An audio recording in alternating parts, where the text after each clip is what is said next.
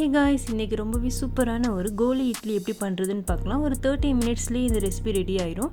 So வாங்க எப்படின்னு பார்க்கலாம். ஃபர்ஸ்ட் நம்ம மாவு ரெடி பண்ணிக்கலாம். அதுக்கு ஒரு பேனில் ஒரு 1.5 கப் அளவுக்கு நான் தண்ணி ஊற்றிக்கிறேன். இது கூடவே ஒரு டீஸ்பூன் அளவுக்கு நெய்யும் தேவையான அளவுக்கு உப்பும் நான் ஆட் பண்ணிக்கிறேன். ஸோ இதனால் மிக்ஸ் பண்ணிவிட்டு வாட்டர் நல்லா கொதித்து வரணும். கொதித்து வந்ததுக்கப்புறம் நம்ம மாவு ஆட் பண்ணிக்கலாம். 1.5 கப் அளவுக்கு நான் மாவு போட்டுக்கிறேன். 1.5 கப் அளவு தண்ணிக்கு 1.5 கப் அளவு மாவு கரெக்டாக இருக்கும். ஸோ மாவை நல்லா இந்த மாதிரி மிக்ஸ் பண்ணி விட்டுக்கோங்க. லோ ஃப்ளேமில் வச்சு ஒரு 2 மினிட்ஸ் இந்த மாதிரி மிக்ஸ் பண்ணி ஸ்டவ்வை ஆஃப் பண்ணிடுங்க. குட்டி குட்டி கட்டியெல்லாம் எதுவும் இல்லாத மாதிரி நல்லா மிக்ஸ் பண்ணிக்கோங்க. இன்கேஸ் நீங்கள் மாவு அதிகமாக போட்டுட்டீங்க அப்படின்னா இன்னும் கொஞ்சம் ஹாட் வாட்டரை இது கூட நீங்கள் ஆட் பண்ணிக்கலாம். ஆட் பண்ணி அந்த இடியாப்பம் போடுற கன்சிஸ்டன்சியில் இருந்தால் மாவு கரெக்டாக இருக்கும். இப்போ ஸ்டவ் ஆஃப் பண்ணதுக்கப்புறம் ஒரு 5 மினிட்ஸ் அப்படியே ஆற விட்டுருங்க. இப்போ மாவு நம்ம ரெடி பண்ணிக்கலாம். இது ரொம்பவே சூடாக இருக்கும். அதனால் கொஞ்சம் கையில் ஈரம் தொட்டு நீங்கள் பிசைஞ்சு விட்டீங்க அப்படின்னா கரெக்டாக இருக்கும். மாவு நல்லா சாஃப்டாக ரெடி பண்ணி எடுத்து வச்சுக்கோங்க. இப்போ இதை நம்ம குட்டி குட்டி பாலாக போட்டு எடுத்துக்கலாம். அப்போ தான் ஸ்டீம் பண்ணுறதுக்கு கரெக்டாக இருக்கும்.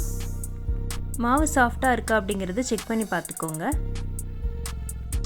இப்போ இந்த மாதிரி ஒரு குட்டி குட்டி பால்ஸாக நான் எடுத்து ரெடி பண்ணி வச்சிட்டேன். இப்போ இதை ஒரு இட்லி தட்டில் வச்சு நம்ம நல்லா வேக வச்சு எடுத்துடலாம். இப்போ ஒரு 5 மினிட்ஸ்லேயே பார்த்தீங்கன்னா இந்த கோலி இட்லி ரெடி ஆயிரும்.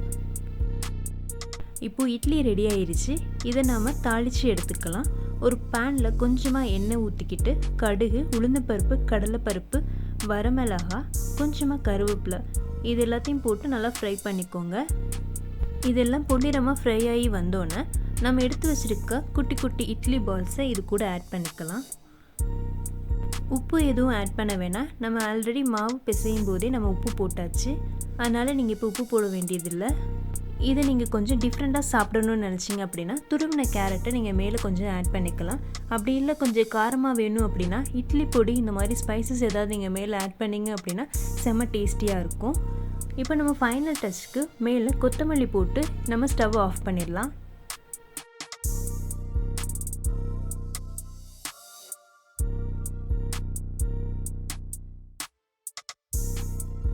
அவ்வளோதாங்க. ஒரு 30 மினிட்ஸ்லேயே ஒரு ஈஸியான ஒரு பிரேக்ஃபாஸ்ட் ரெடி ஆயிடுச்சு.